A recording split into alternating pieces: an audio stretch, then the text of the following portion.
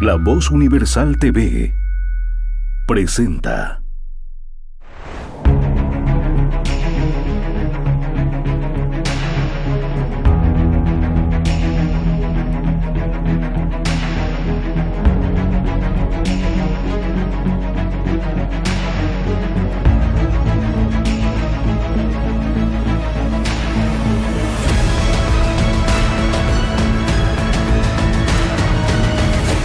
El Laberinto con Andrés Canseco. ¿Qué tal? Muy buenas, bienvenidos nuevamente a otra entrega de El Laberinto, este programa que emitimos semanalmente a través de la señal de Radio La Voz Universal 91.2 FM, el canal digital lavozuniversal.tv y por supuesto también nuestras redes sociales. Pueden seguirnos, no se olviden, darnos likes en la página de Facebook, El Laberinto 2.0, también por supuesto en nuestro canal de YouTube, El Laberinto 2.0, y con el mismo nombre pueden encontrar nuestro podcast en Spotify. Así, si usted no desea vernos, puede al menos escucharnos y analizar un poco estas ideas, estas reflexiones, estos análisis que hacemos semana a semana o cuando la coyuntura así nos convoca. Mi nombre es Andrés Canseco y durante los siguientes minutos tendremos otra entrega más de nuestro programa. También tenemos que agradecer no solamente a las señales que nos retransmiten, sino también a nuestros amigos de Aula Libre en la ciudad de La Paz, que están nuevamente compartiendo el contenido del programa y nosotros también el de ellos. Así que un saludo fraterno también, como también el agradecimiento a todas las personas que le dan like a nuestro contenido, que dejan sus comentarios, que comparten las publicaciones. También para todos ustedes un gran saludo. Y bueno, es hora de empezar. Tenemos, como siempre en esta sociedad y en este país tan extraño, varias cosas que comentar. Empecemos con el periplo que se ha iniciado de parte del presidente, a lo menos en los nombres y en los títulos. Luis Arce ha iniciado su recorrido, que por supuesto dista mucho de ese recorrido de popularidad que hizo en su momento Morales cuando asumió. ¿Se acuerdan ustedes? Ese viajecito por Europa, ese hombre que aparentaba ser humilde, que aparentaba ir con la chompita y era un revolucionario que había alcanzado el poder, etcétera, etcétera, y que luego se convirtió, bueno, en realidad luego mostró, no se convirtió, luego mostró lo que realmente era. Bueno, el recorrido de Luis Arce varía mucho, tanto en imagen, en propaganda y demás, es muy diferente. Ha estado en México, como siempre, haciendo gala de su capacidad para mentir, de mostrarse supuestamente medio bonachón y, por supuesto, enarbolando una larga serie de mentiras. Ha tenido una cobertura, por supuesto, de algunos medios de comunicación mexicanos que le han dado la oportunidad de hablar y de dar su otra versión de los hechos relacionados a los que pasó el 2019. Y es ya algo bastante repetitivo. No solamente, es cierto, es parte de la coyuntura política, pero yo pienso particularmente que si un presidente dentro de esta crisis que tenemos, no solamente sanitaria, sino económica, y va a salir a hacer sus viajes, tal vez podría concentrarse en otras cosas que no sean necesariamente el 2019. Pero como tienen que seguir reforzando el relato del supuesto golpe del 2019, entonces hubo eso. Y hay confusiones bastante extrañas. Entre otras cosas, había dicho en un medio de comunicación que un mes antes de la renuncia de Evo Morales ya se estaba planificando el golpe.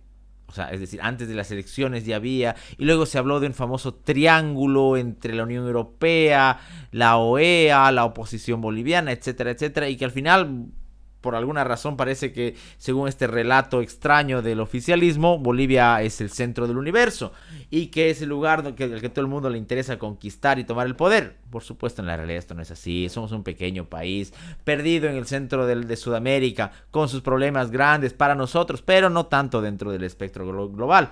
Además que, por supuesto, ese tipo de discursos, de este tipo de construcciones son muy selectivas, porque nadie habla de los sujetos que querían hacer volar una planta de gas, o peor aún, de los que iniciaban varios gritos y recorridos al canto de ahora sí, guerra civil. Nadie se acuerda de ellos, nadie los menciona. Y esto también, por supuesto, se debe a esta pobreza de razonamientos y a esta miseria, pero no tanto de razonamientos, sino a esta miseria con la verdad. Y es que también esto tiene que ver con una profunda convicción que no podemos perder. He escuchado durante las últimas semanas, durante los últimos días, a varias personas reafirmando en lo que tenía que ser este tema del supuesto golpe. Y hay una convicción muy profunda de muchas personas líderes políticos y cívicos que la tienen, por lo menos inicialmente, con bastante firmeza, afirmando que no hubo ningún golpe y que hay que más bien ir contra ese relato mentiroso. Pero por supuesto aparecen algunos, los tibios, los laberínticos, y no nos referimos a los laberínticos en nuestro sentido interesante del programa, sino a los laberínticos en el mal sentido. Y me quiero referir a dos figuras con sus declaraciones. Brevemente, ya me refería a Johnny Fernández hace un par de semanas, porque tiene esta idea de que no dice que fue una sucesión constitucional, tampoco habla de un golpe, entonces como que se quiere mantener bien con Dios y con el diablo, algo muy propio, ya lo hemos dicho, de parte de su partido. Pero también está la figura de Carlos Mesa, que ya sabemos que el apoyo que tuvo Mesa en las anteriores elecciones no fue por sus virtudes políticas, fue porque era lo único que quedaba para muchos de los votantes. Pero su declaración estos días tuvo que ver con un empantanamiento. Sí, para Carlos Mesa hay un empantanamiento entre la dinámica del fraude y del golpe, y que deberíamos superar todo esto a través de un pacto nacional, etcétera, etcétera. A ver, tenemos que tener mucho ojo con esto. ¿Por qué? Porque, a ver, cierta supuesta habilidad política estaría en esta idea de tender puentes y demás, pero la verdad no necesita tender puentes. La fortaleza que debemos que tener está radicando justamente en esa firmeza de afirmar de que lo que hubo en el 2019 fue un movimiento ciudadano que se opuso a un fraude y que generó la salida de Evo Morales y su posterior huida. Entonces, si empezamos a ceder terreno, si quieren llamarlo de alguna manera, no solamente vamos a perder en el discurso, sino vamos a perder en la práctica política. Si algo deberíamos haber aprendido de todo esto, es que no estamos frente a un enemigo común o normal, sino que estamos frente a un enemigo que hace uso de las más puras prácticas del tipo estalinista. Y que si cedemos terreno y si aparentamos ser medianamente conciliadores en estas cuestiones, porque hay otras en las que sí se puede ser conciliador, hay otras en las que se puede ceder, pero en cuanto a la verdad no se puede. No es sano ceder ante la mentira. No es sano darle cabida a ese engaño. Entonces, reafirmemos. No permitamos que las declaraciones irresponsables, cobardes, tibias de Johnny Fernández, Carlos Mesa, Alejandro Unzueta o cualquiera de estos políticos que quieren mantenerse a un lado, nos cedan mejor dicho, hagan que cedamos el terreno de lo que fue una conquista ciudadana. Y que por buscar quedar bien en política, buscan quitarle eso y ponerlo ahí como que ellos no están ni con Dios ni con el diablo. Insisto, estamos ante seres que devoran. Ante un gobierno que ha demostrado en su anterior ciclo que devora y atropella y arrasa. Y si vamos a querer jugar a los tibios, ojo, porque no van a terminar bien las cosas. Y no van a terminar tampoco porque año que pasa, año que transcurre, es año que cumple más vida el movimiento del socialismo, que recién festejó un aniversario más de su existencia. Hay que recordar cómo viene el origen de la sigla y su color. Tiene también su toque interesante que algún día lo conversaremos. Pero también es un año en el que no, bueno, si bien estaban festejando su aniversario, tampoco les dieron mucho descanso, porque empezaron directamente a hacer lo que mejor saben, a saltarse las normas o a pasárselas por donde mejor les conviene. Mucho más si hay intereses sospechosos. Y es el caso de lo que pasó en el aeropuerto de Chimoré. Yo no sé cuántas personas de las que en Bolivia conocen Chimoré. Yo no sé qué tan turístico es ese sector del Chapare. No lo sé. Pero 36 vuelos, ¿en serio? ¿No se nos hace un poquito sospechosos? Toda esta polémica que a mí se me hace muy rara entre Asana, el Ministerio de Obras Públicas, que que tiende a nublar bastante lo que de verdad pasa en Chimoreque. Es un secreto a voces, digamos. Yo recuerdo, y era muy niño, pero tengo una memoria que, si bien no es la de Irineo Funes, a veces encuentra sus registros en el pensadero. Recuerdo que en el año 1995 hubo un caso, no sé si algunas personas mayores lo recordarán, o pueden googlearlo, todavía hay registros hemerográficos en internet de eso. El famoso narcoavión, esa polémica entre el MNR y el MIR por quién había sido el culpable, los narcovínculos, etcétera, etcétera. Era un secreto a voces lo que pasaba, ese avión que fue luego interceptado, si no me equivoco, en Perú, y que se había encontrado con un cargamento de droga, etcétera, etcétera. O sea, no es algo nuevo en la historia boliviana. Los 70 y los 80 tienen registros históricos no solamente tristes, sino funestos y sangrientos de la historia del narcotráfico favorecida por el poder. Ojo, ¿no? Esto también ya no es que sea algo nuevo, pero tampoco es que sea algo que se debe ante lo que se debe guardar silencio, o por lo menos abrir los ojos y ser sospechoso, porque después aparecen y nos dicen no, todo fue normal, o bueno, o que los vuelos estaban dentro del cronograma, o etcétera, etcétera, y así, bueno, dentro de ese silencio que parece acomodarse a la mentira, dentro de ese silencio que parece acomodarse a ese discurso que favorece a intereses, ya sabemos de qué tipo, bueno, hay poco que lo que podamos hacer después, que no tenga que pasar un Noel Kempf Mercado u otro nombre u otra persona trágicamente para que despertemos un poquito ante lo que es esta realidad triste de lo que ha sido y de lo que es Bolivia. Y Bolivia también es ese país en el que los que aparentan ser opuestos son demasiado parecidos.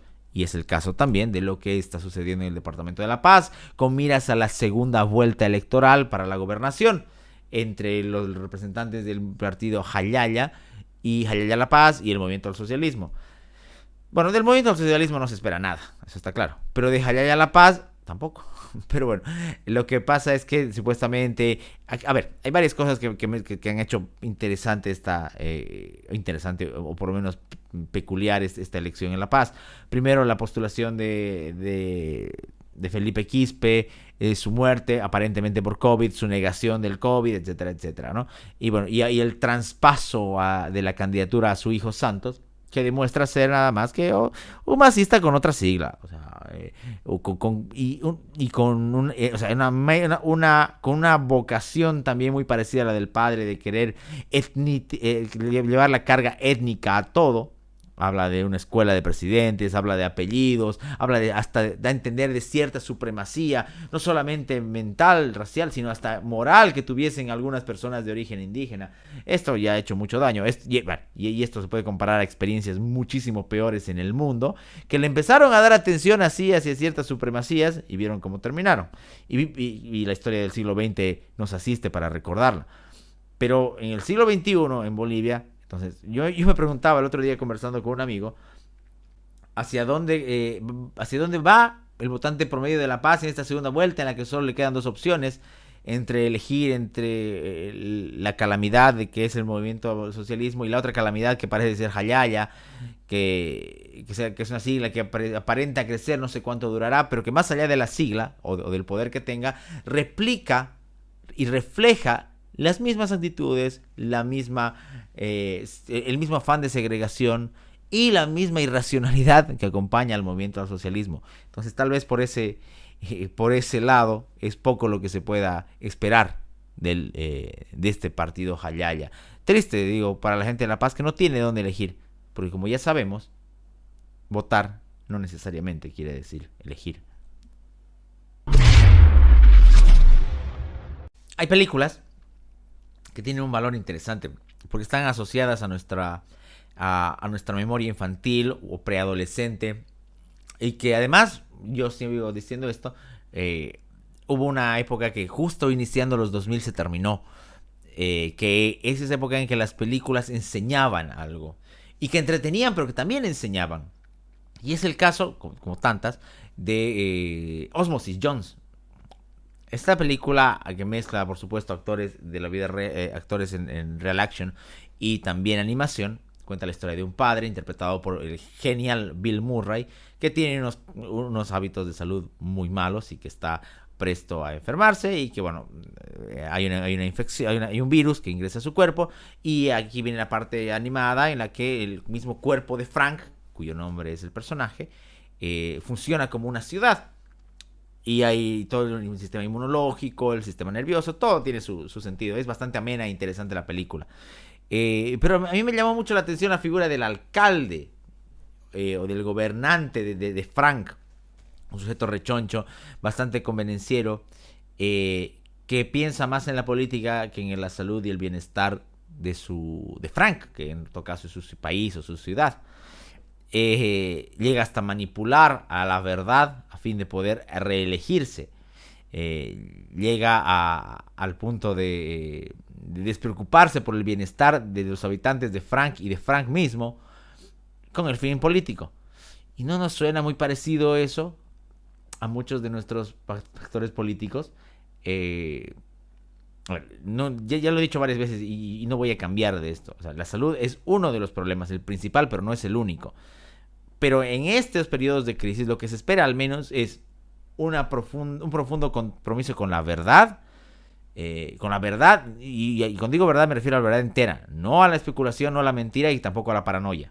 Tengo que decirlo. Pero además se espera un esfuerzo real. Un esfuerzo concreto por el cuidado de la ciudadanía. A ver, si bien es cierto que el sistema de salud pública no es de mis favoritos, y tengo varias críticas, no solo en concreto al boliviano, sino a la idea del sistema de salud pública, bueno, la verdad es que ya estamos en este barco. Entonces, y cambiarlo no se lo va a hacer de la noche a la mañana, y mucho menos en esta coyuntura. Entonces, mínimamente tiene que ser un sistema que le brinde algo de decencia al ciudadano. Y en esto tienen, ojo, ¿no? Hay culpa en todos los niveles: municipal, departamental, nacional. Y el caso de toda esta coyuntura también tiene un compromiso con la verdad, pero también con el trabajo real.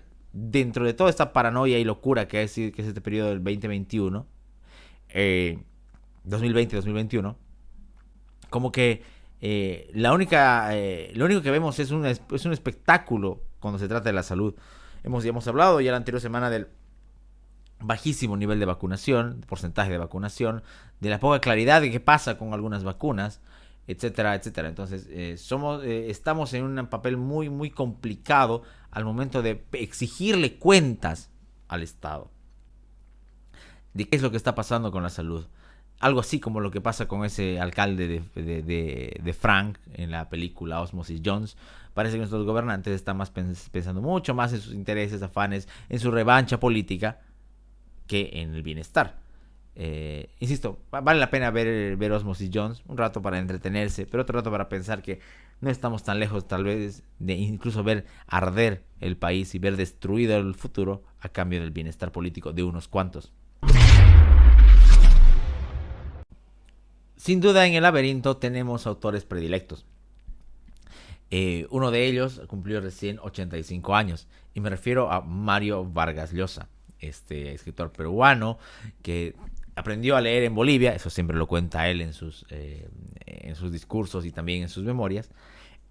Cumplió 85 años, es el último representante vivo del boom latinoamericano, pero además de su habilidad para contar historias, hecho por el que lo recalco siempre, está también un compromiso que tiene con la realidad mundial y latinoamericana en especial, y no la tiene desde hace poco, la tiene desde hace muchos años, inclusive teniendo una conversión, un viraje ideológico bastante marcado en sus inicios, como una gran cantidad de escritores, artistas y demás, apostó por un apoyo a la revolución cubana y a los ideales que abrazaba la izquierda. Luego hubo una conversión, pero más allá de esa conversión y de las causas que se dan, porque si ustedes pueden encontrarlas, tienen que ver directamente con el caso cubano y el caso Padilla, ese poeta que fue encarcelado, y el rechazo de una colectividad de escritores y autores e intelectuales hacia ese acto de Fidel Castro, que sería el inicio nomás de una larga serie de tensiones, masacres y censuras.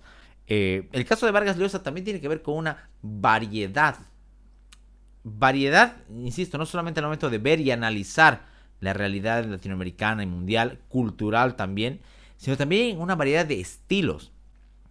Y eso creo que es una de las pocas figuras que nos queda con esa, por lo menos en Latinoamérica, con esa habilidad.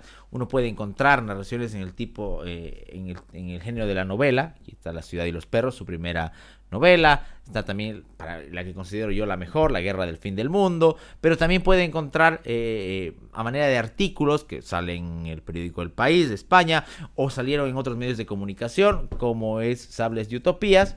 Puede encontrar aquí sus cartas inclusive a Latinoamérica y encontrar el vestigio de su conversión ideológica. También se desarrolló en el campo del teatro. Aquí tenemos una novela, una obra de teatro bastante corta que se llama Al pie del Támesis, que fue representada en Santa Cruz hace unos años por una compañía de teatro, con un final bastante sorprendente. También incursionó en el género del ensayo, lo decía hace rato, está La civilización del espectáculo. Está la biografía, las memorias, en este caso que es El pez en el agua, y hay otra también que es una biografía intelectual, que es uno de sus libros más recientes, que tiene que ver con el regreso a la llamada de la tribu. Y también está el último libro que tiene que ver con una experiencia directa con otro grandísimo, posiblemente el mejor autor latinoamericano, me refiero a Jorge Luis Borges. Pero más allá de la diversidad de su obra, pienso que Mario Vargas Llosa, aunque es alguien con quien a veces no se puede estar, no se está siempre de acuerdo. De hecho, estar siempre de acuerdo con cualquier figura es justamente lo que no hay que hacer. Hay que analizar, hay que tomar en cuenta diferentes aspectos de las opiniones. Pero con Mario Vargas Llosa pasa eso. Uno puede no estar de acuerdo, pero siempre va a valorar su estilo, su pluma clara, su lucidez en determinados casos. Pero además lo que para algunos puede ser considerado como una especie de defecto, también puede ser una virtud, que es el tema de no rehuirle a los temas. Es decir, no, hay esta situación en Perú, en Bolivia, en Venezuela, en España, incluso en Estados Unidos, y lanzar una opinión sobre aquello.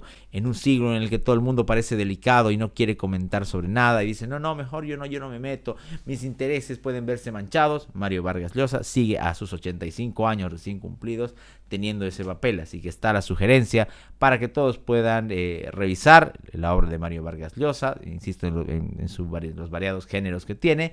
Es un autor cuyos libros son fáciles de encontrar porque son bastante difundidos, pero también si no puede optar también por ver sus documentales, sus discursos, sus intervenciones en diferentes programas que están en YouTube y en otras redes sociales. Así que esa es la sugerencia literaria, recordando los 85 años de Mario Vargas Llosa. Y es así que vamos llegando al final del programa. Agradecer como siempre a la señal de radio La Voz Universal, a lavozuniversal.tv, el canal digital. Agradecer al Instituto de Ciencia, Educación, Economía y Salud. Recordarles que pueden darnos like en nuestra página de Facebook, seguir nuestro canal de YouTube, seguirnos también en el podcast de Spotify. Estamos con todas esas opciones. Y por supuesto agradecerles a ustedes por la atención, por haber dejado nuestros likes, por haber dejado sus comentarios, por compartir el contenido del programa y aguantarnos y estar como siempre cada semana en el laberinto. Mi nombre es Andrés Canseco, volveremos la siguiente semana con otra entrega de nuestro programa. Que tengan un muy buen descanso. El laberinto con Andrés Canseco.